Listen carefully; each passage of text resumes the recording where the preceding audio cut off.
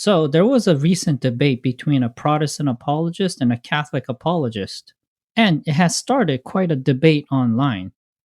And to be honest, I didn't think I would ever make a video on this subject, but I am making one because of all the umbilical ideas about married life and sex that are being pushed by the Catholics. Let me first make this clear. Sex outside of marriage is sin, and marriage is only between a man and a woman. Homosexuals cannot get married. That is just make believe. So, everything I say about sex not being sinful is in the context of marriage. So, here are my claims. First, sexual passion between a married couple is honored in the Bible. Second, sex is not only for procreation as Catholics claim it to be. And next, masturbation when thinking about one's spouse is not sinful. Lastly, foreplay, oral sex, and anal sex are also acknowledged in the Bible as being things that married couples do. Here are the supports for my claims. My first point is about how inside a marriage, having sex because of the sexual drive is good, and how it is even a duty of both husbands and wives to provide an outlet for that sexual drive. Of course, I'm going to quote 1 Corinthians 7 for this. 1 Corinthians 7, verses 1 to 5 says this: Now, concerning the matters about which you wrote, it is good for a man not to have sexual relations with a woman. But because of the temptation to sexual immorality, each man should have his own wife and each woman her own husband. The husband should give to his wife her conjugal rights, and likewise the wife to her husband. For the wife does not have authority over her own body, but the husband does. Likewise, the husband does not have authority over his own body, but the wife does. Do not deprive one another, except perhaps by agreement for a limited time, that you may devote yourselves to prayer. But then come together again so that Satan may not tempt you because of your lack of self control. And again in verses 8 to 9, to the unmarried and the widows I say that it is good for them to remain single, as I am. But if they cannot exercise self control, they should marry. For it is better to marry than to burn with passion. What do these passages sound like to you? Does it sound like people are burning with passion just to make babies and only make babies? If the Catholics are right and the Bible only endorses sex for procreation, then verse 5 would mean for Christian married couples to just keep on having babies continuously till the woman is unable due to menopause. Obviously, these verses are talking about how people should get married and keep sex regular between couples to keep their sexual urges at a manageable level. And verse 3 is about duties. It says that a husband and a wife should fulfill their obligation to please each other.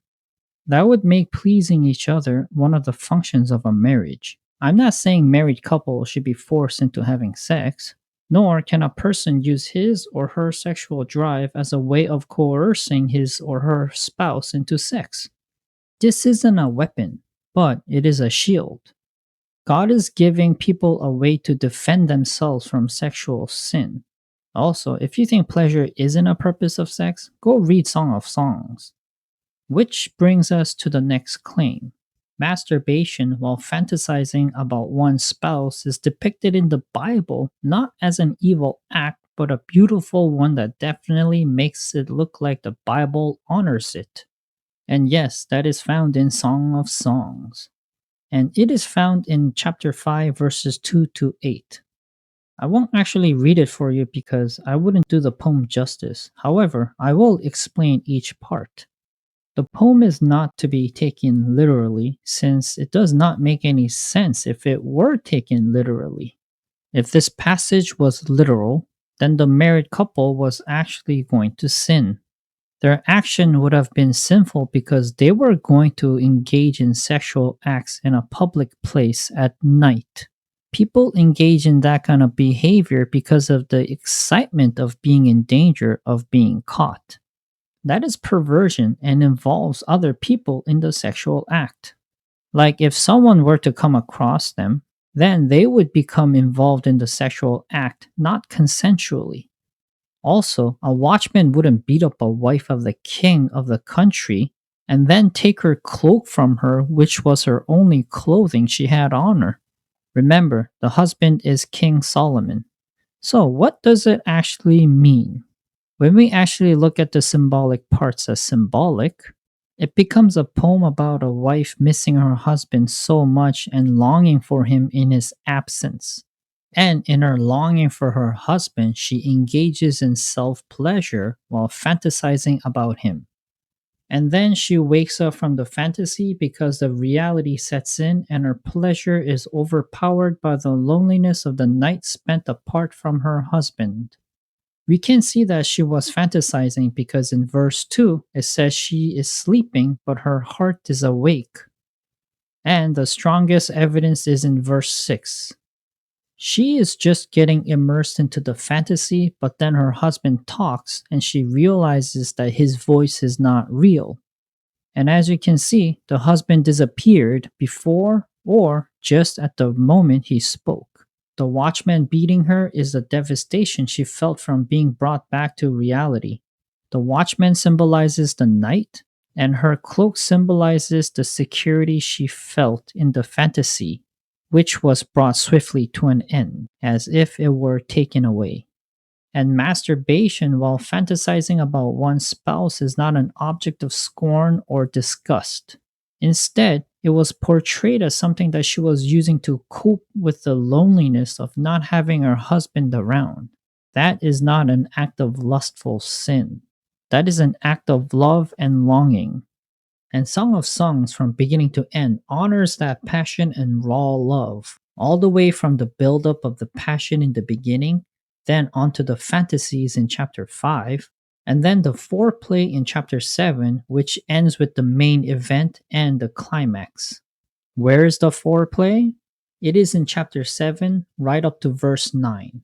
So, if you see this poem and think it is disgusting, you're missing how God views marital passion and raw love. And on to the last point. This will definitely bother the Catholics. And here's the claim: the Bible acknowledges oral and anal sex as acts done between man and wife. Here is a quote from that Catholic apologist. First of all, I would like to say that is a loaded question. This is something I noticed online with Catholics who debate these topics.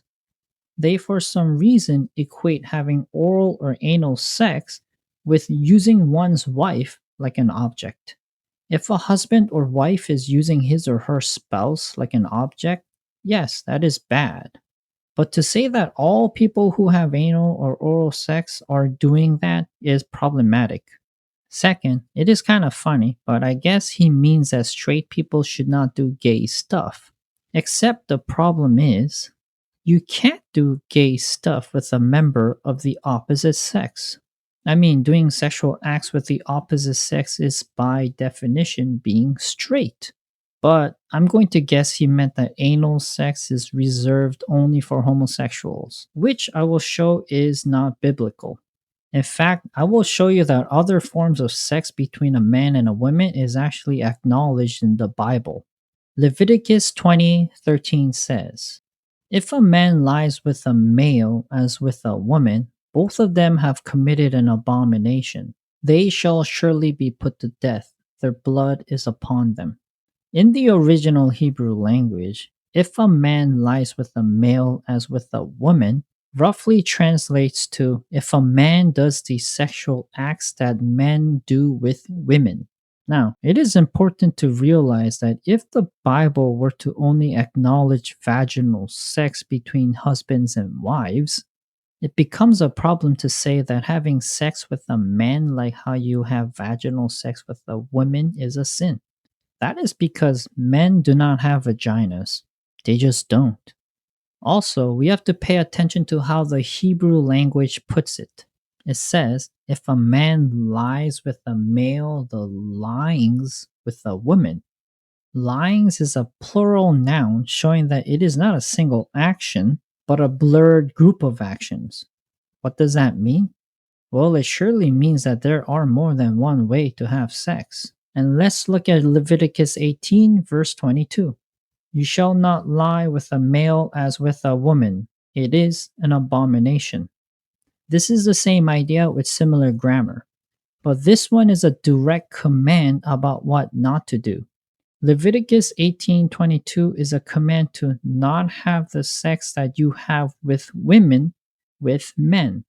In other words, it is saying, do not do to a man what you do to a woman. So, right there, we can see that the Bible is acknowledging the blurred group of sexual acts with a woman. And from this verse, we can actually see that it is not gay to have anal sex with a woman.